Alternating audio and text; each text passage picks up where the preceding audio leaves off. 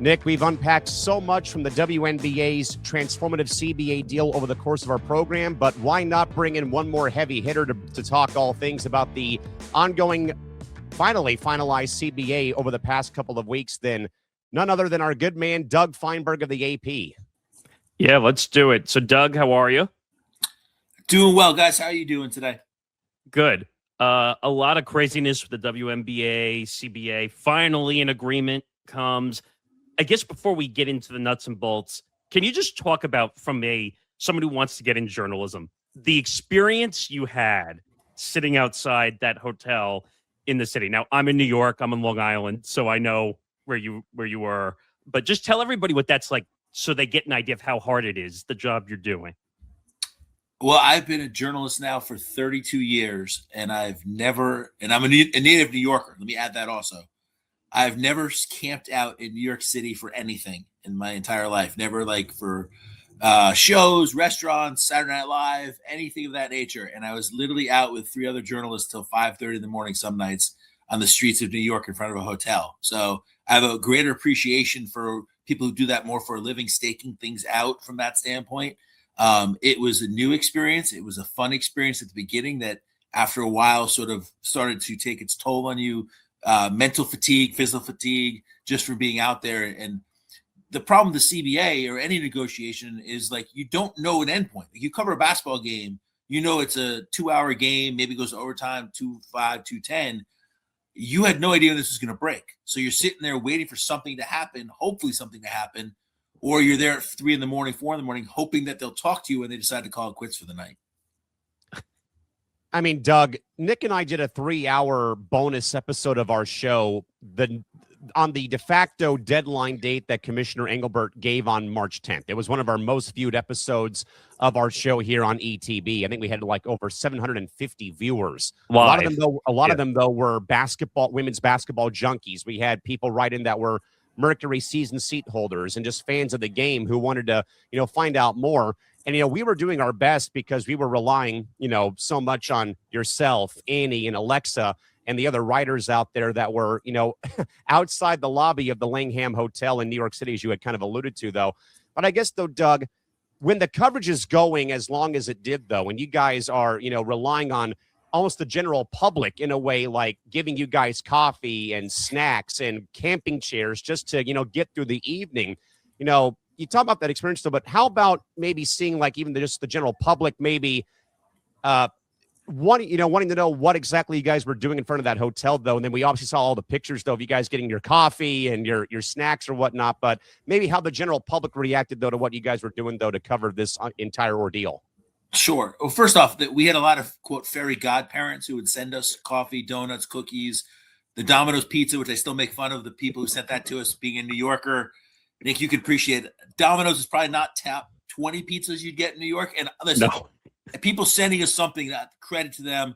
I'm not disparaging it, but anyway, but like the abuse that those people took online when we posted the photo of the Domino's pizza was fair, I guess you could say. There's a great slice around every corner is the New York motto in some areas. But to answer your question, the general public was great. The 4 of us that were there, we were sort of the lifeline to what was going on the outside of, or I should say the inside in the negotiations.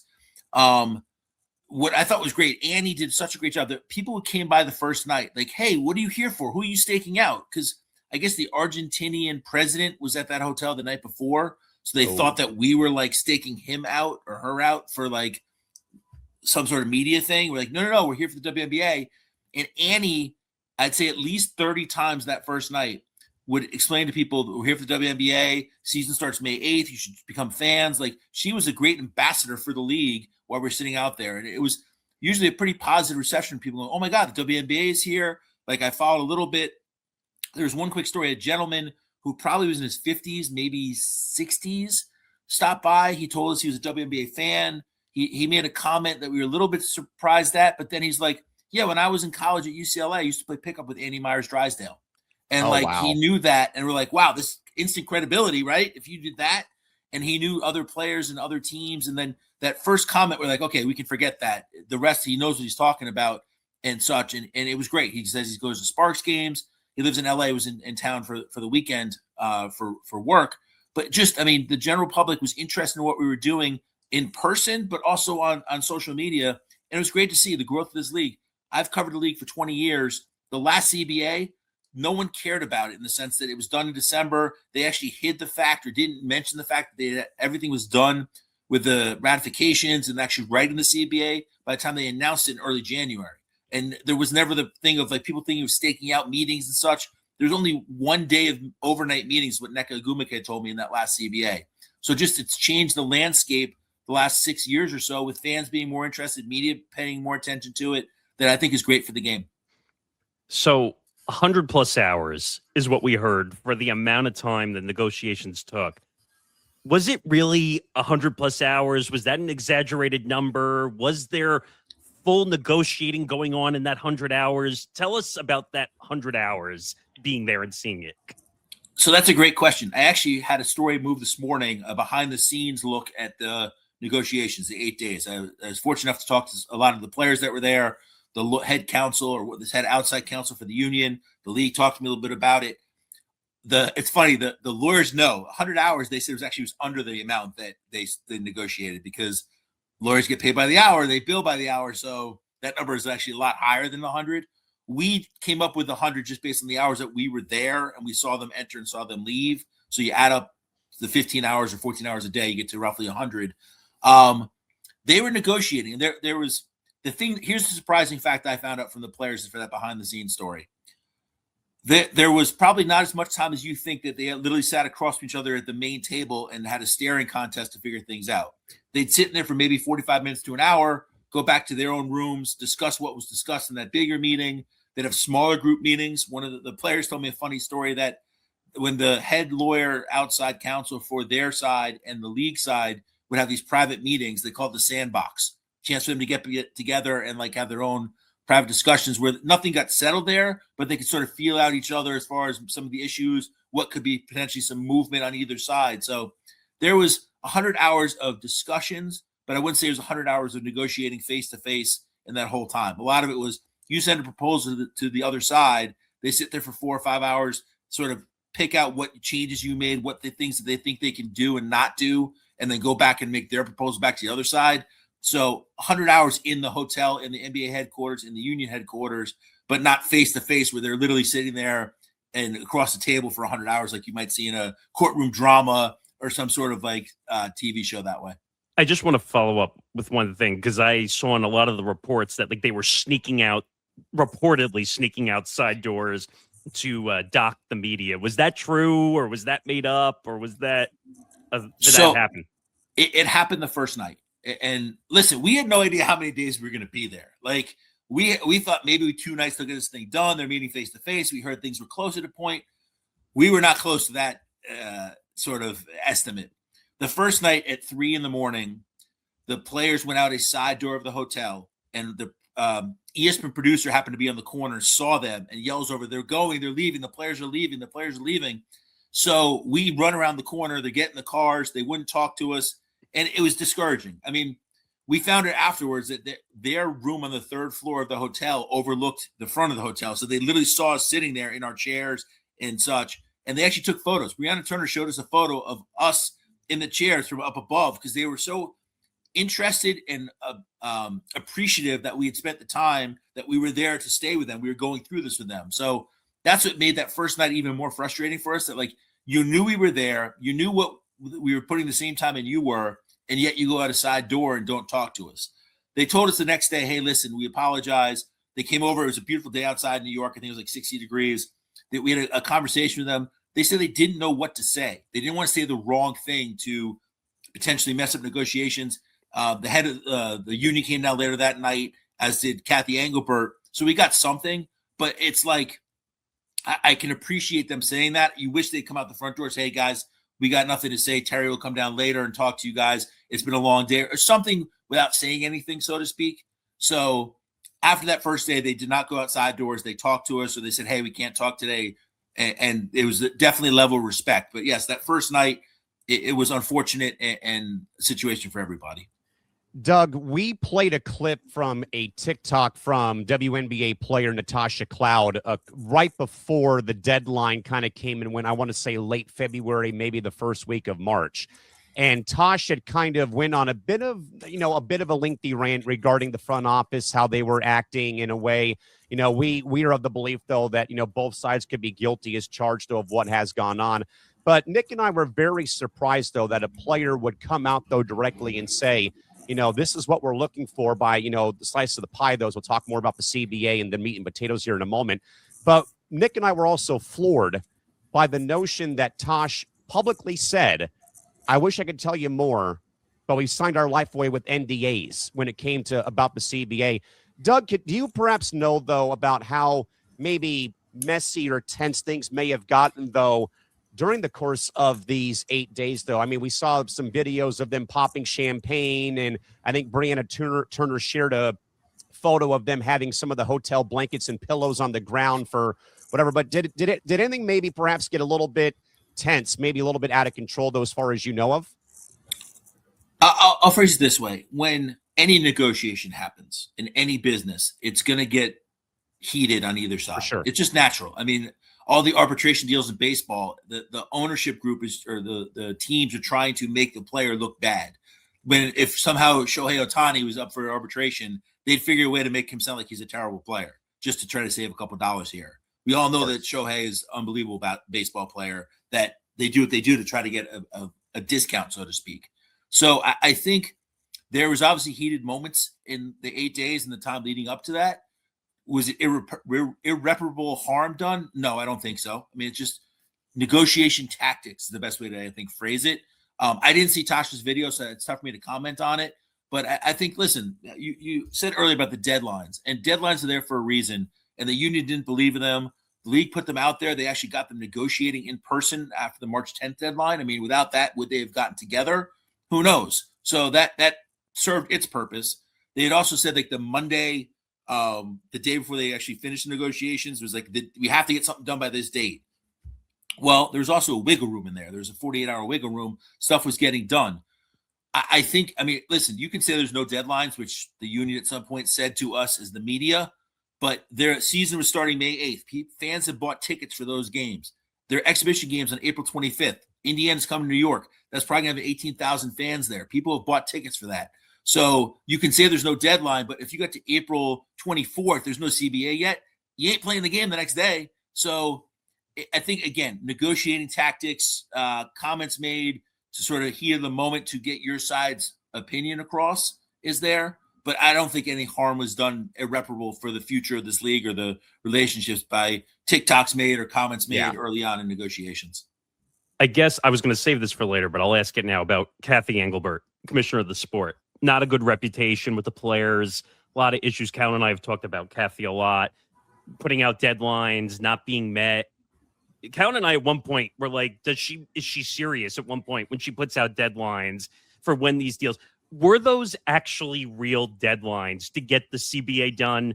Or was that more of her just trying to like push it down the path because there was no negotiating actually taking place until they got together? Well, I mean, as it kind of just said, like in their mind, those were deadlines to get something done, to get negotiations moving, to meet face to face. That first deadline of March 10th, I think it was. I know there were deadlines before that, but they really, I mean, there's a calendar. If you look at now what they have to do now that the CBA is finished, you have an expansion draft, you have the college draft, you have 80% of the league of free agents. There's a lot to do, and there isn't much time to do it in. So there's deadlines. Whether the date she told us was the specific drop dead date, I don't think that was the case.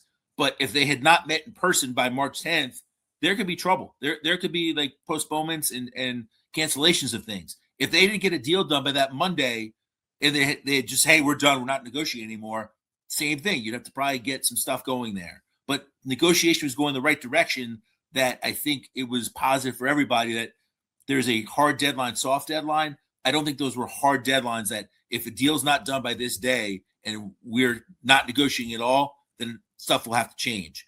If the negotiations are going on both sides, good faith, then the deadline's more of a soft deadline.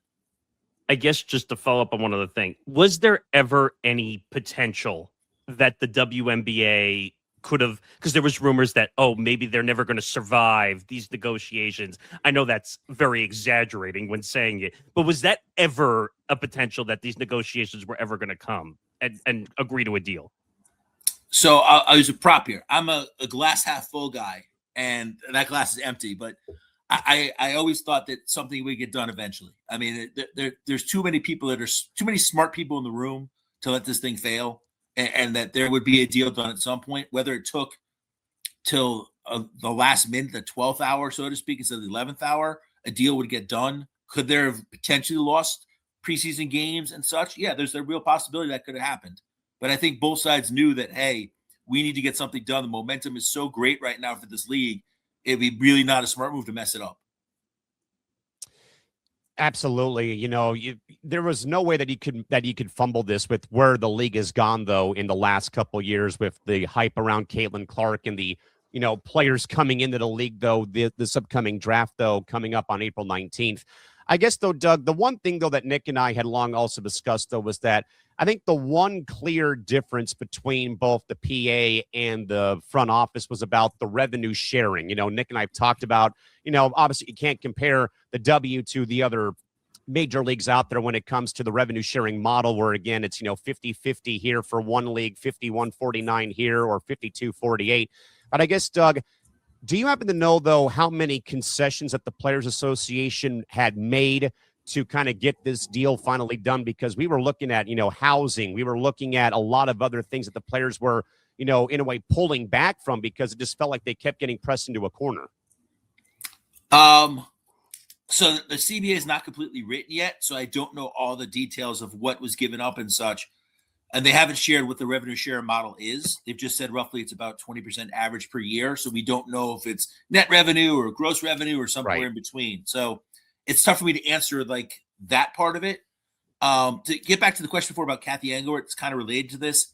I think from everything I know from people inside the rooms, Cathy actually did a really good job of making everybody happy in the end. She made the owners happy, she made the teams happy, and she made the players happy. There were concessions that she said, hey, we have to give the players this, we have to give the players that to make sure that they are taken care of, whether it was the back pay for retired players, whether it was giving them the higher salary cap, whatever it was, she was an advocate for the players on that side as well as being for the owners, which I don't think has been out there much. Everyone's always attacking her for her relationships with the players.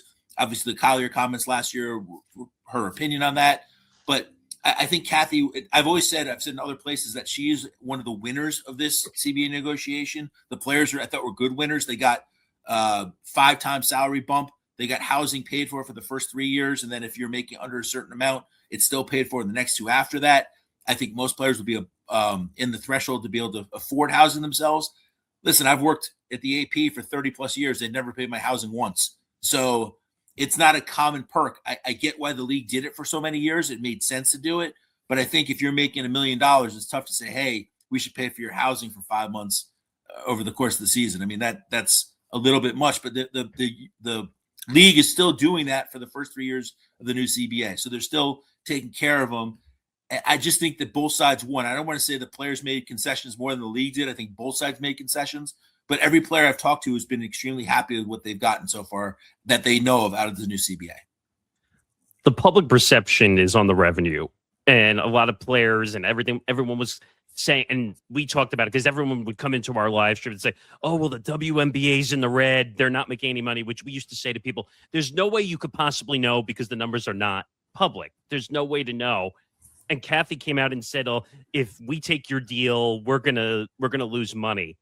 Was there actually losing of money if they took a little more of what the players were asking for, whether it was a higher revenue percentage or more money? Like, was that an over-exaggeration, or were they actually going to lose a ton of money if they got more what they asked for?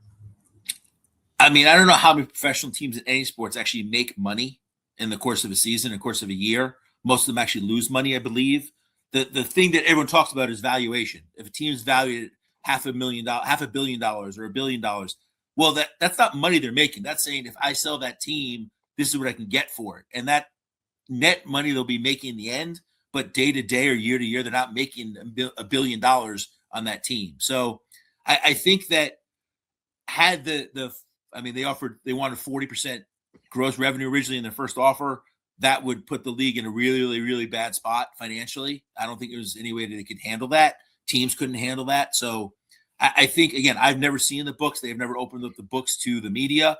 I believe they actually showed some of the books to the union, is my understanding, over the course of negotiations. So I don't think the union ever disputed that they would lose money in their revenue sharing model they wanted. That was never said like, that's inaccurate, you'll still make money. But again, without information about what exactly is in the books and how much money they're losing, it's tough for me to speculate of, hey, this is what they're actually going to lose. I trust that you wouldn't say you're going to lose $400 million if you're not going to lose $400 million. And the union would have countered back saying, whoa, we've seen your books. You're not going to lose that much money. So that's just the outsider's view of what I think is what happened there. Doug Feinberg, AP women's basketball writer, joins us on Press Row here for Hour 3 on this Wednesday afternoon.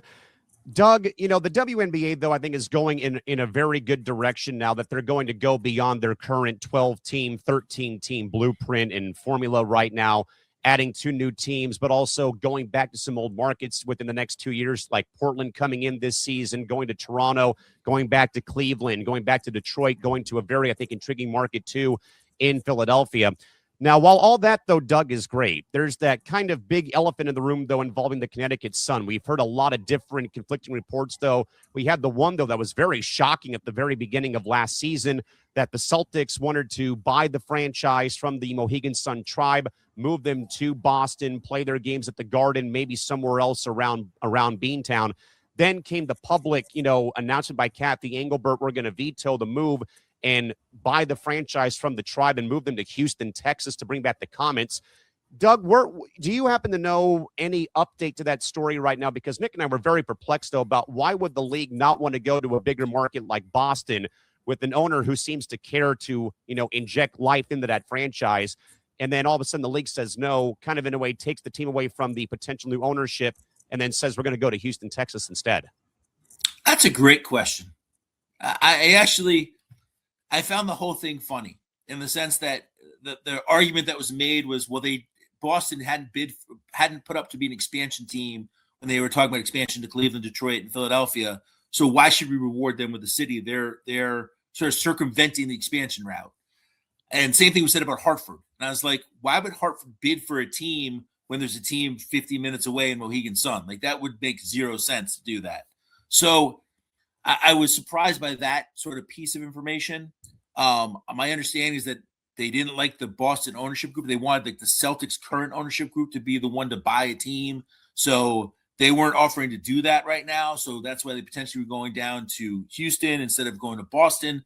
They obviously had success. They played 2 regular season games in Boston the last 2 years, and they were sold out. They were great games. Unfortunately, I think Caitlin Clark got hurt in the last one in Boston, and that ended her season last year. But the fans are into it. There's great stuff around not just the game, but fan fests and activities that were very well received. So I think Boston's a great market. I think if you have Boston, New York, Philadelphia, Washington, like same as you have in the NBA, it's great to have sort of that rivalries. Northeast, that's a great thing for everybody. So nothing against the Houston area. I'm sure they'll do a nice job. The Comets obviously won the first 4 titles, and then they're obviously went defunct after that. But I think that Boston will be a team that WNBA will get a city. They'll get a team in at some point in the 2030s, whenever that is. The market's too interested in women's basketball. You don't want to alienate the Connecticut fan base. I mean, Connecticut has been so good in college basketball as fans for the last 40 years, 30 years. And now you had support of the Connecticut Sun for so many years. The Mohegan Sun at the time was a great size venue. It seats 8,000 to 9,000. It was sold out. It felt loud. It was great. I just think that moving a team out of Connecticut, out of the Northeast, is not good long-term for the WNBA. I guess just to go back slightly as we continue to talk the CBA, did you find it interesting that there was 80% of free agents when this CBA was coming out? Basically, everyone decided to become a free agent going into this situation. Did you find that as rarefied air in a sense that everybody became a free agent? You don't see that in any other sport, right? Yeah, I mean, I think the only 2 veterans that are not are the 2 Browns, Lonnie and Lexi, the only 2 that are not free agents this year. it's smart by the agents. I mean, they knew that there's going to be a transformational, historic, landmark CBA deal where there would be huge bumps in salary. So why wouldn't you make yourself a free agent this year to be able to get that $1 million contract, that $500,000 contract that you can get in this new deal? So it's smart. It's unprecedented. I don't think any other sports ever had anything like this where that much of the league is free agents this year. With the short window they're going to have to actually sign with new teams this year, I could see potentially a lot of players going back to their old team for a 1-year contract, get some money now, and then next year really become a free agent and see what's out there, see what Toronto and Portland are like as franchises. Is it worth going there? Golden State had a great year last year, and obviously that's a place that free agents may want to go because they treated the players well. The fan base is incredible. So I think it's unprecedented. It's something that I don't think will ever happen again because there won't be this sort of transformational CBA, maybe 6 years from now, but we'll see. I think this is going to be a fun time and a real interesting spot with potentially teams getting whole new rosters by the end of April. Just to take a transformational look all the way back to when Nafisa gave that interview and she wrote that letter and at her post conference and called out Cathy. How do you look at from that point to where we got now when it comes to the negotiations? Like, do you think that they got fully where they wanted to get? Was there more that they wanted? How do you look at it from when that started to now? I think, as I said, like the players got a really good deal here in the new CBA. And again, I don't know all the specifics. They haven't written them yet as far as like some of the smaller ticket items, but to hear that you're a rookie and you're going to make over $300,000 as your first year, that's 10 times what they were making or 8 times what they were making now.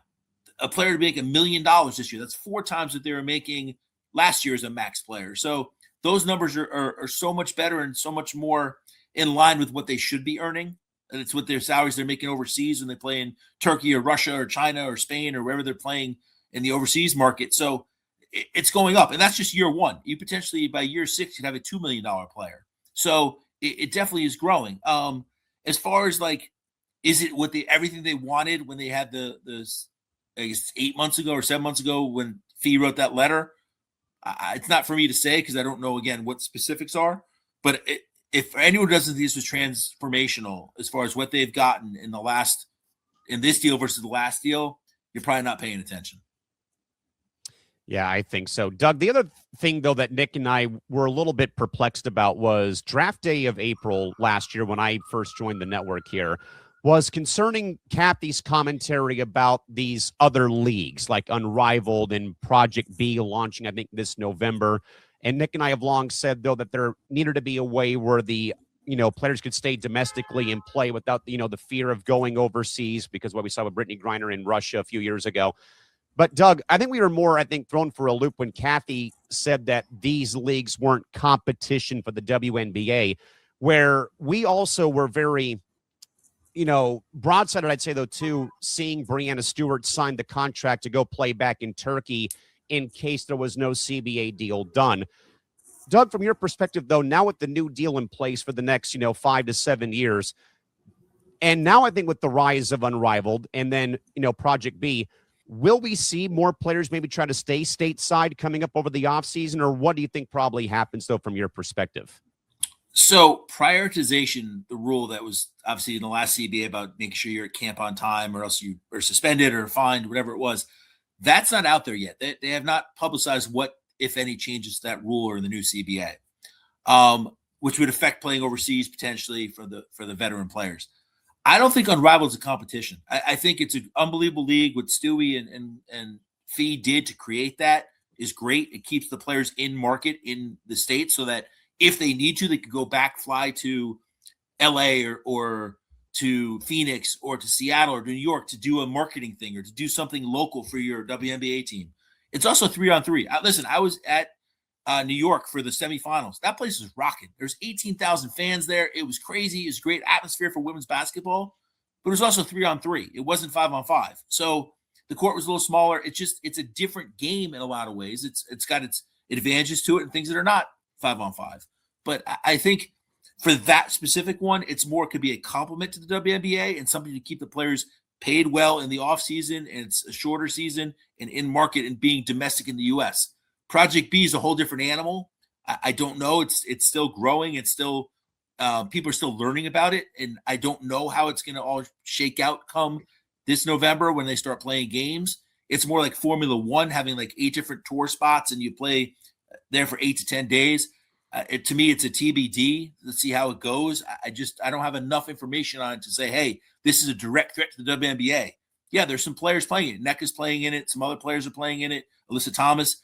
But that doesn't mean that's a threat. It just means a chance for them to play overseas and something different other than going to Spain, to Russia, to China, to wherever else they may play overseas this year. And Stewie's thinking about her playing for Fenerbahce in the EuroLeague championship rounds.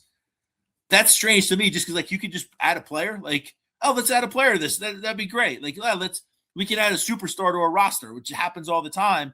Her wife, Marta's from that area. Yeah. So a chance to go home to hang out with the in-laws and the family for a week on vacation. Yeah, I'll play a couple basketball games there too and get paid for it. I'd take that deal in a second. Why not? Why wouldn't you want to go and be part of that and play high-level basketball? So I don't think it was any sort of like, well, if the CBA doesn't work out, we're not going to have a chance to play. A chance to sort of have your cake and eat it too, so to speak, of going to see the in-laws, playing high-level basketball and getting paid to do it. So the final one for me, now that the negotiations are all done and you guys can kind of relax and move on from the CBA negotiations, are you finally going to be happy to cover the season and to actually cover the teams actually playing basketball, finally? Yes, I love basketball. I love covering it. I'm actually in the middle of the NCAA tournament right now, which is cut into my time with the WNBA CBA stuff. Unfortunately, before they start playing games, there's going to be the expansion draft, there's going to be the college draft, there's going to be the free agency. So it's not like I can just take the month of April off and do nothing till May 8th starts. Listen, selfishly, my birthday is May 8th. So if they messed that up and didn't play games to start the season my birthday, I told both sides, don't screw this up for me. That's the birthday present I want, of having games that day.